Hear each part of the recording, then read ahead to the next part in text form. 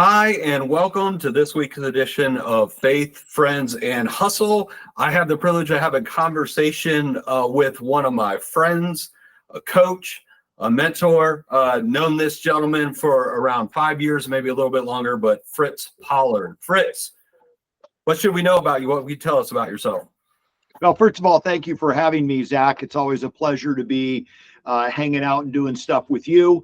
I would consider you a mentor, so we'll just get all that pleasantry stuff out of the way. What you should know about me is I'm a husband, great gal. I have the privilege of marrying, and we're 29 years in. Kate, my cheerleader and my biggest supporter, and I'm also the father of three, Ashley, John, and Luke. Two of them are out of the house, Ashley and John, and Luke is starting as a junior in college. So we've got some fun perseverance around that. And, I go back often, just something you should know about me, why I chose the field of real estate and kind of entrepreneurship, which adds to perseverance. You better have a little bit of it in this industry, is in college at Long Beach State. I learned the new term called the golden handshake, which is what my dad's company did to him. So he was working in corporate America. I was a student in college, and I watched them call him one day and said, "Thank you for your 30 years of service. We don't need you anymore. And here's some money." Now, the good news is he got to retire in his mid-50s, and he definitely got the most out of that. Probably passed away a little bit younger than he had planned. So he got to enjoy friends, family, traveling his motorhome. But for me being in college, watching that happen, I said, no way. I am not going to fall victim to someone else's plan. And corporate America has a way of doing that. You know, you're no longer needed. So I decided I'm going to blaze my own trail. No one's going to tell me when my days are done from a working standpoint. So went into real estate, ultimately now 23 years as a coach, and it's brought me in contact with great people like you. Certainly requires more perseverance when you go that route, but beholden to no one was the path that I chose. And that's a little bit about me. It's been a great run, and I'm still learning every day. That is amazing. And thank you for sharing that. Yeah, it's so prevalent how much the physical gifts and attributes that you have at birth absolutely help and affect you, but your environment and the way you perceive those shapes the person that you are throughout the day. And it's so impactful when you come through it. And you had mentioned it, you alluded to it. We are talking about the word perseverance, hearing your story, having a chance to be able to get to know you and hear that. That was the word that came to my mind I wanted to talk about. It just is the bumper sticker, and you can see it all across the chapter titles of when you go down through there. So I wanted to open with, what does perseverance mean to you when you think about it? How do you define it and visualize it? Okay, so I'm going to go two directions here. One, I'm going to give you the online definition: perseverance, to persist in doing something despite difficulty or delay in achieving success. Okay, that is what you can find out there, and I think that checks definitely a box. What it means to me is this following definition, nothing official, just what it means to me.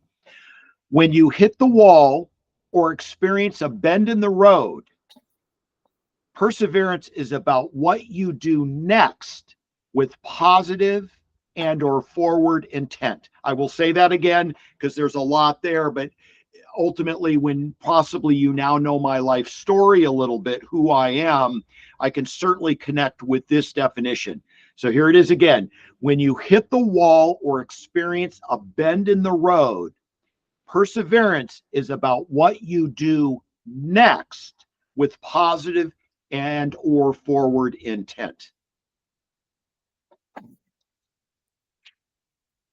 So give me a time with that definition where you've either experienced that or exhibited that. Because I think it's a great definition way to think about it. Well, and I think it'll actually give you a behind the curtains view of the way I view it, and how I react and respond to it. So an example would be, and maybe you can pick, I'm going to just give you 2024. Great. Has been pretty much in all of my years, whether it, walking this planet, being married, having great kids, being the son of a son-in-law. 2024 has been a test every day, all day, and we're only at the latter part of August. I still got the rest of the year. So what does that mean? Saying, right? It's been a long week and it's only Tuesday. Oh my God, no kidding. So, a few things that have come at me. And again, very unique that it's all hitting in 1 year. And I just take it for what it is. But my father-in-law passed away a few weeks ago. We have his funeral on Thursday. A great man and an influence in my world. So, didn't have that on the calendar. Perseverance had to show up a little bit there, being a support with my wife. I had hernia surgery a couple months ago. That wasn't on the calendar, had to get done. My wife had some health issues dealing with autoimmune. That's put us in the ER. In fact, Mother's Day was kind of like the breakdown of breakdowns. Here we are. By the way, if you ever want to go to the ER, go on Mother's Day. Nobody is there, which got us right in. That was the good news, but not how my wife had intended to spend that great day. And then just my kids, I got Ashley's out in North Carolina, and she's going through those first few years after graduation of being in the corporate world. I've told you the story of how I viewed the corporate world. She's doing great, but we get these opportunities to share our view of perseverance for her. And then again, we want to go in and help and save our kids, understanding they have to go through that battle themselves. My son in the Navy, the world is erupting a little bit from a military perspective, and likely his ship, once commissioned in November, could be heading to the Middle East. And, that keeps me up at night. Didn't have that on the calendar. And then my young one who wants to play baseball with a fiery passion, what skill level will get him into what college? Will it be close to us? How much will it cost? And we're still cooking, gang.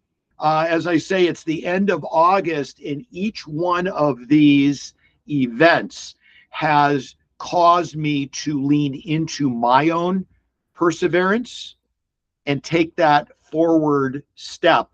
As I said in my example, perseverance is about what you do next with positive and forward intent.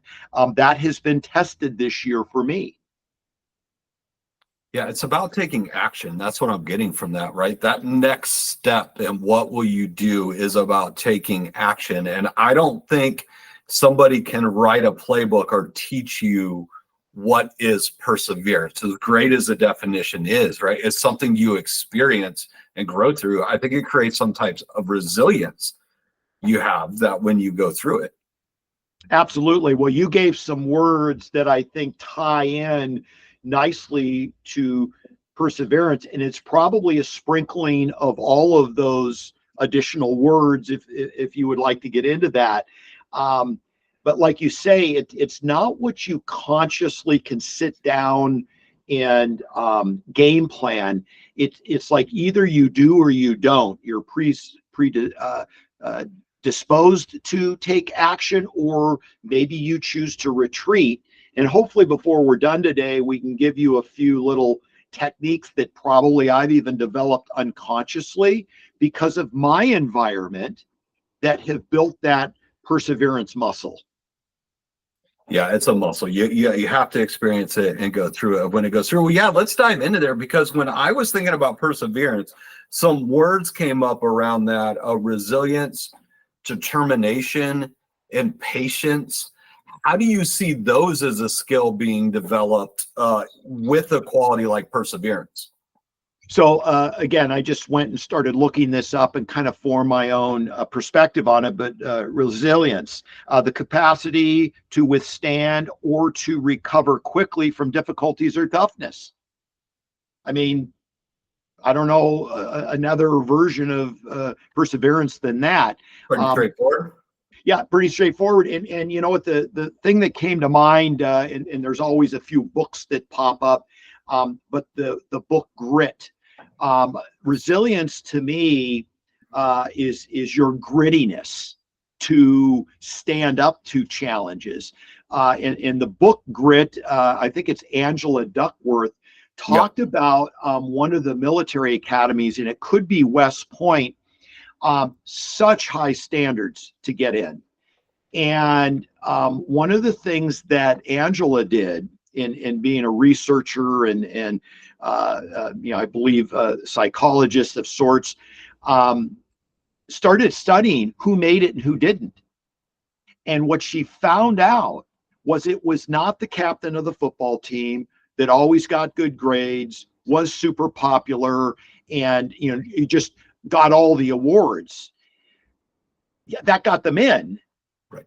But it did not get them through. And what got them through, when they went and studied the life of these men and women, these just unbelievable men and women, is their ability to show grit in the face of challenges. Because your time is the biggest asset in the academy, especially during, you know, that early boot camp indoctrination. They take time away from you as a penalty. And you need to study, and you need to, you know, excel in all aspects of this world. You're away from home and you're getting, you know, pretty heavy stuff thrown at you. And it was the people who had a life of grit approach to things that made it through. And I thought that was fascinating. So resiliency, definitely in there. Determination, a firmness of purpose and resoluteness. Works for me. Yeah. You know, a firmness of purpose, committed action, being resolute in your actions, works for me. And I think the other one was patience. You had given the capacity to accept or tolerate delay, trouble, or suffering without getting angry or upset. Certainly something I'm still working on. But you know, I think when you are patient and are looking at resiliency and saying what is the next best path in a patient, non-emotional frame of mind, is always going to be an asset. So those are three great words around perseverance. Yeah, I love that. And I think I was reminded of Angela Duckworth because I wrote it down. I always keep a list of quotes or formulas. You and I share that about formulas and models we can use for our lives. But one from that book I always liked was the achievement formula. And it was talent times effort equals skill, and skill times effort equals achievement. And it is that time, right? It's a time on task over time doing the right things that then builds that up, which is all boils down to an action. Yeah. Well, and you know, when they looked at some of these cadets and went back into their lives and saw where they'd been knocked down, and you'd even commented around like my father's experience and impression on me and how it shaped the career that I took. In these cadets' young lives, their grittiness came from their environment and probably their parents or leaders or mentors' approaches to certain things. And, you know, again, I mentioned the word unconsciousness. Sometimes that's buried in us unconsciously that causes us to act without thinking. Yeah. But if you weren't brought up in that environment, then consciously build that muscle, which will give you some techniques today, so that it becomes part of your unconscious way of being. Yeah. Does that make sense? Yeah, absolutely. So how do you do that? Put that in a context where I hear that, Fritz, and I go, okay, great. I want that. How do I do it? So before I go there, let me tell you what's on the line. Because I think when we look at the emotion of what's behind the why of doing it, yes, maybe you get a little bit more committed to it. So it would affect, obviously, your immediate self. In my case, when you look at the beginning of this year, and the multitude of things that hit me that weren't on the calendar, were not planned, and wouldn't wish them on anybody, but they happened. Who knows? With someone that maybe didn't have the skills of perseverance, would that have toppled them over? Would that have crippled them to, take on the opportunities that are woven around these environments, these circumstances? So certainly, if you've got those techniques, they would initially support you, or maybe support your being toppled by them. So the why could be how it immediately affects us. But I'm going to even go one step deeper. Our kids are watching us. Mm. And so the why behind developing these techniques is for what it will create in them to see you execute perseverance. And I will have to say, and I don't plan on it, it is not something I get up every day and do, but my kids do see that, and I've found that they have a little bit of that in them too, which is why my wife says, Fritz, let them fail. Yeah. Which is tough. She is much hard. better at it than I am, but I think the reason I'm going to suggest that we all get better at this is for the people who are watching us be better at it. Yeah, that's so true. You brought it immediately to kids, which impacted you and I, and I'm sure a lot of folks listening, but it could be anyone that's in that circle, right? Anybody who you have an opportunity to lead by example, by leading self well, and showing them what that is the best way. Because I hear you talk about that, and what I'm taking away is that, one, perseverance is not something you can teach. It has to be learned. It's something you experience either through indirectly or directly means. But two, you can prepare for it though. So you may not build that muscle until you go through it, but you absolutely can prepare by leading examples, mentors, your parents, following and seeing how do they navigate these situations sometimes. Exactly. And someone's always watching. Our kids are the most immediate audience. And yet you bring up a great point. It could be in our church. Who looks up to you in the way you deal with challenging circumstances? It could be peers in your workspace. It could be friends. It could be family. It could be relatives. Are you the person that people would lean into because of your strength and ability to manage challenging circumstances? It's maybe not a job you would raise your hand for, but there is credibility in why people come to you for that guidance. And I think we all have those people in our lives, and maybe today we wake up a few folks that say, could that be you in the future? Yeah, absolutely. All right, so we nail the why. We got the backdrop. What are some of the tools you recommend? Okay, and this is going to go into a little bit of that definition that I shared. Perseverance is about what you do next, right? We can't control what happens to us. We can control the next step. And if we move with intent, positive, and in a forward direction, we are now showing, in my humble opinion, what perseverance is. So I listen to a program almost every single day. It's about a 3-minute message called the Success Hotline. And I'll get you the phone number here in a minute. Dr. Rob Gilbert is the a professor that has been recording this daily message for like 12,000 days straight. It's actually more than that. He actually says what day he's on every time you pick up the phone. It's just a great way for me to stabilize my morning as I'm rolling into the office.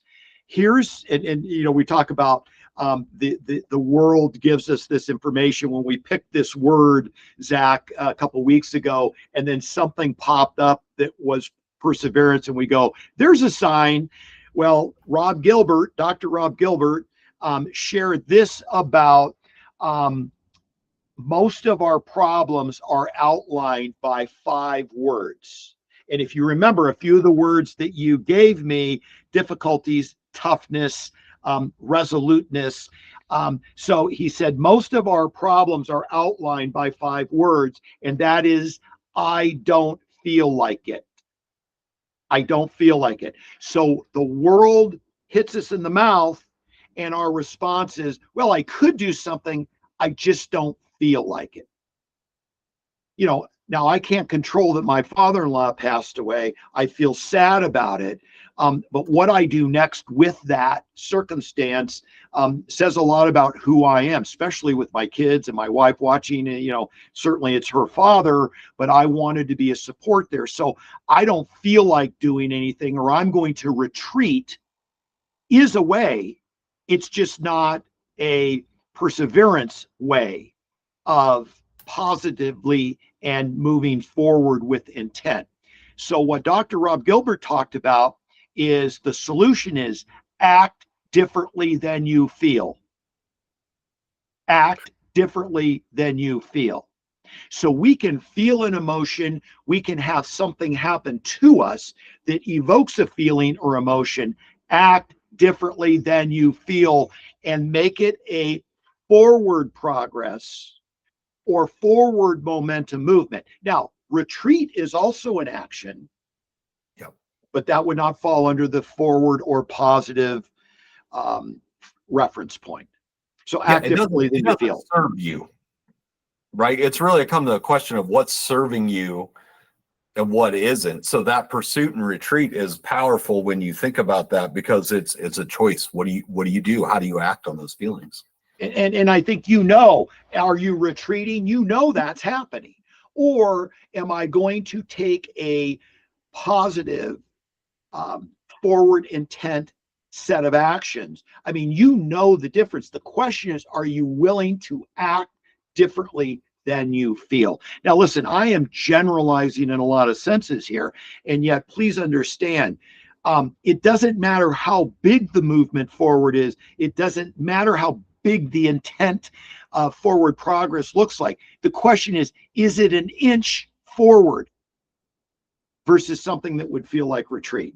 So just that perspective sets some context around taking on a perseverance set of activities. Okay, next. And these were 3 really important reference points. Action will change attitude. Action will change attitude. Motion will change emotions. Motion will change emotions. And movement will change moods. Action will change attitude. Motion will change emotion. And movement will change moods. So whatever you do, whatever that positive forward intent is, make it action-based, motion-based, and movement-based. So what could I do? What action could I take? And let the rest create its momentum. But to pause or retreat will likely not change anything, and therefore perseverance is not present.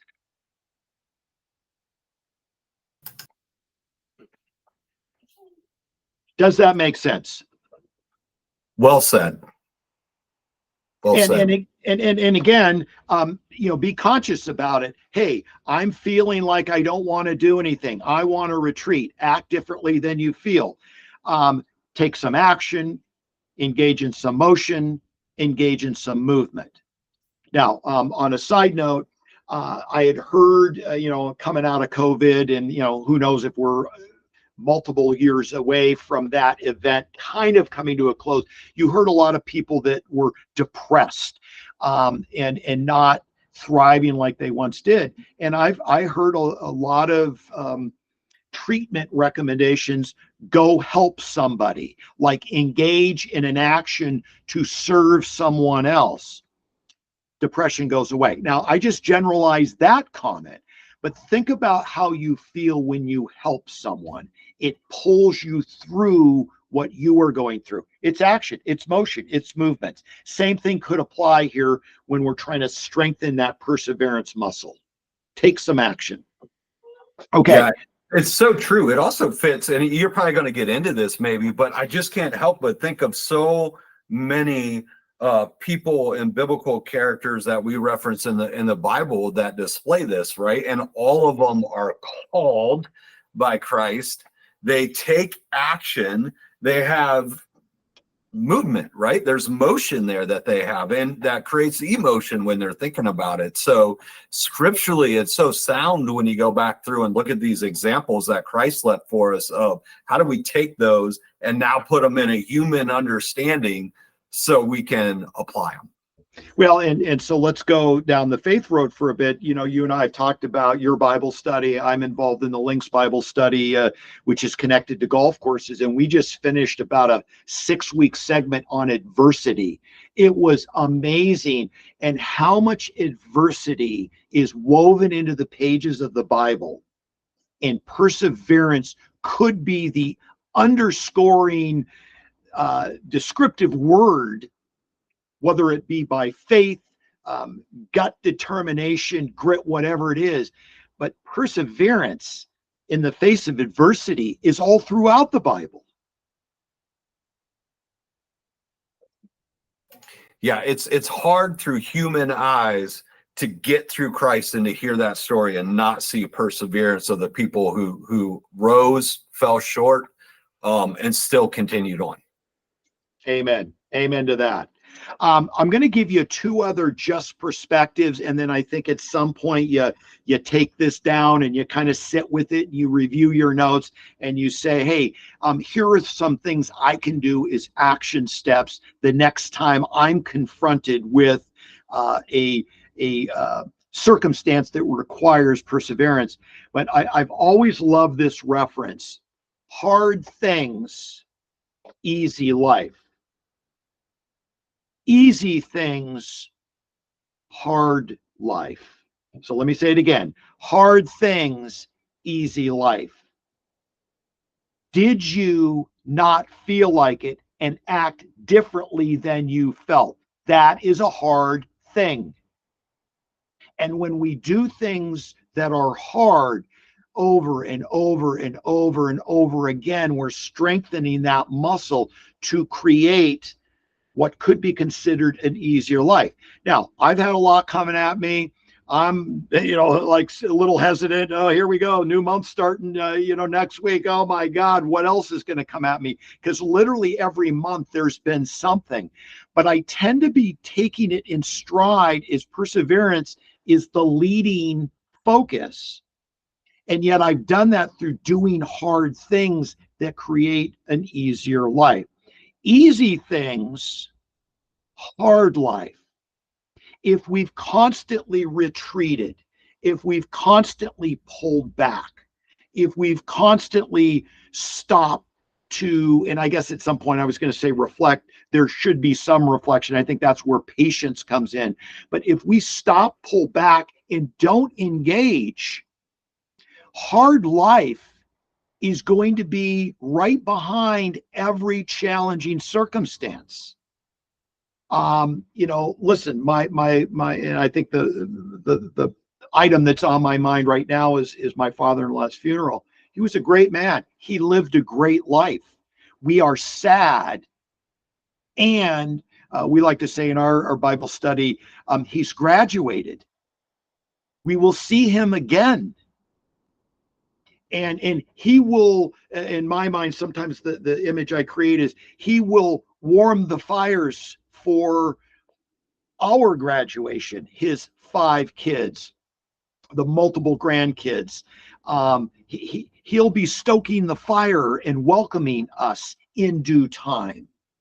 That is a way of addressing that, because of the hard things that I think we've done to put things in perspective, to study, to learn, to be a faith follower, and so forth. So I think the easy things, hard life is what a lot of society is confronted with, because they haven't put in the time to strengthen any muscle. So That's the way I process it, and it's really helped me this year, even though I may be counting the days till this year wraps up. Yeah. Defining what's hard so it's important, reflecting on it, and understanding that hard times will happen, right? To go back to your definition and perseverance, you will come up against a wall. This is not an if, and this is not Fritz, Zach telling you our opinions, thoughts. You will come up against a wall. Yep. How you act will determine everything in that moment. Well, I started studying this positive intelligence framework. Or the gentleman that wrote the book by the name of Shirzad gives us some other techniques when challenging things come at you. Do not judge the challenging event that happened to you. Look for the 3 gifts that are wrapped within that challenge. And that is so hard to do with a weak muscle. But what I have done, having studied that format, and again, you and I read a lot of books, we get exposed to a lot of speakers and people who are very strong in their skills and their techniques. I mean, when you think about the next challenging thing that happens to you, what are the 3 gifts? So let me go back to the common one of my father-in-law. Will be together on Thursday with a lot of family we haven't seen in a long time. I hate to say it, we all got together for the funeral, but the reality is we haven't seen some of these people. It's too bad. Maybe we need to take away from that why do we have to wait for a funeral to see all these people? But we're going to get to see all these people because he graduated. So what my mindset constantly now goes to, or at least I'm still in the process of training this, is what are the 3 gifts that this circumstance is presenting? When I can start to see the gifts, I start to change how that situation is impacting me. And perseverance rages. I'm not as emotionally spun around the axle. I'm not caught up in the circumstances. I'm not losing my mind. I'm literally letting it soak in and becoming stronger. So maybe another technique when you're trying to build that muscle, and believe me, I'm still on this journey myself. What are the 3 gifts in the most challenging circumstances that are happening to you consistently? Yeah, what an opportunity to bring it to the Lord as part of your prayer and meditation on his scripture. When you think about that, right, is to ask, what are the 3 gifts I need to take away from this that I can really use in my life? And there's one other little flip on this, and then I've got one other technique, and we can open it up to questions you got for me.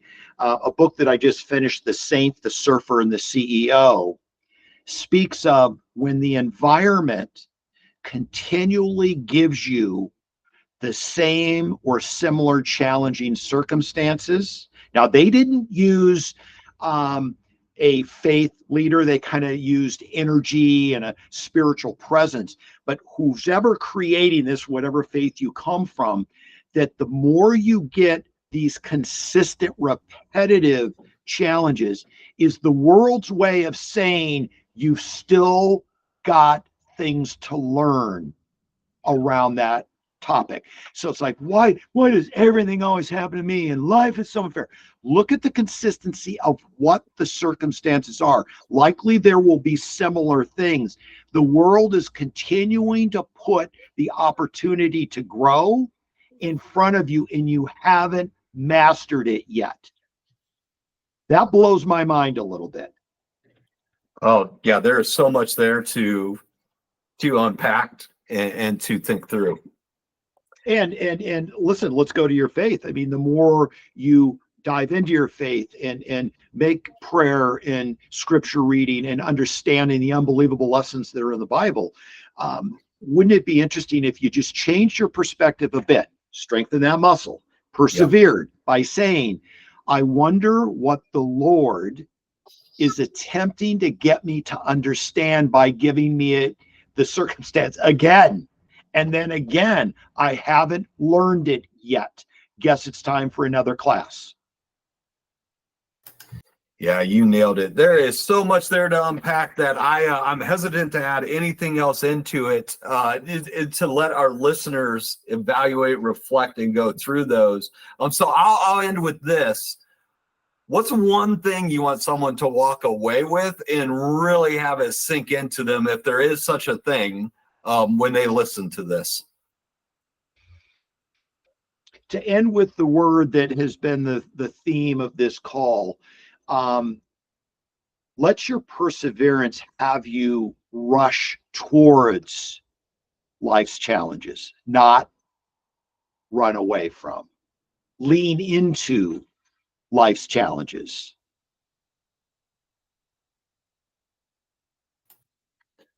Wise words from a good friend. I loved our conversation today. I appreciate you. Thank you. Anytime. You know where to find me. Everybody else, have a blessed day. I hope you took away from this as much as I did. We'll see you soon.